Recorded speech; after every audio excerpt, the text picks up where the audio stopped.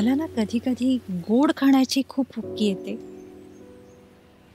म्हणजे मस्त जेवण झाल्यावर कधी-कधी काहीतरी गोड खावंसं वाटतं. पण ते गोड म्हणजे आईस्क्रीम किंवा शिरा नाही बरं का. असं मस्त दिसणारं, छान वाटणारं, एकदम गोड असं काहीतरी. मे बी ही माझी मिडनाईट क्रेव्हिंग असू शकते. आणि मग अशा क्रेव्हिंगसाठी मी हमखास बनवते बेसन वडी, जी मला फार आवडते. आज याच बेसनवडीची रेसिपी मी तुमच्यासोबत शेअर करणार आहे, जी 100% ट्राईड अँड टेस्टेड आहे. कशी बनवते ते पाहूया या व्हिडिओमध्ये.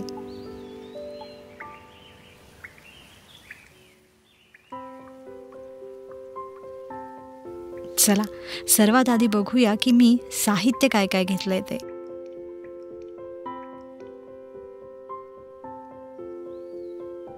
आता सर्वात आधी जाड बुडाच्या एका कढईमध्ये किंवा पॅनमध्ये आपण तूप घालणार आहोत आणि या तुपावर 1 वाटी बेसन मंद आचेवर परतणार आहोत.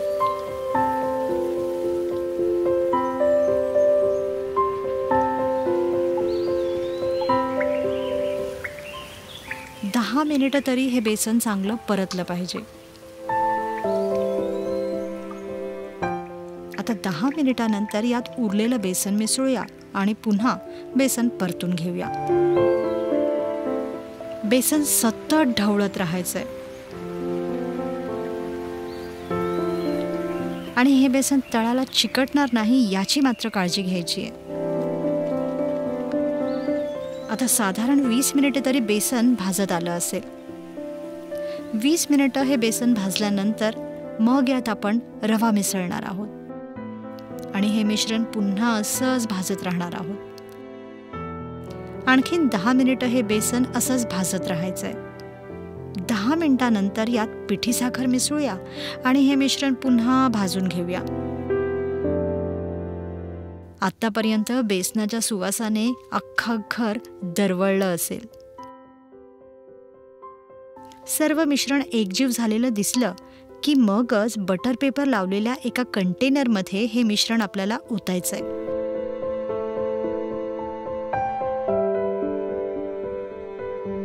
आणि त्यावर आवडीनुसार आणि घरात जे उपलब्ध असतील तो सुकामेवा म्हणजे काजू किंवा बदामाचे काप आपण यावर पसरवणार आहोत. आता हे मिश्रण सेट होण्यासाठी किमान 1 तासाभरासाठी आपल्याला फ्रीजमध्ये ठेवायचंय.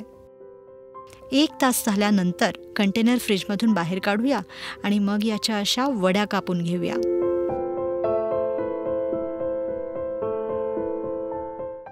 तयार झाली डिवाइन चवीची बेसनवडी.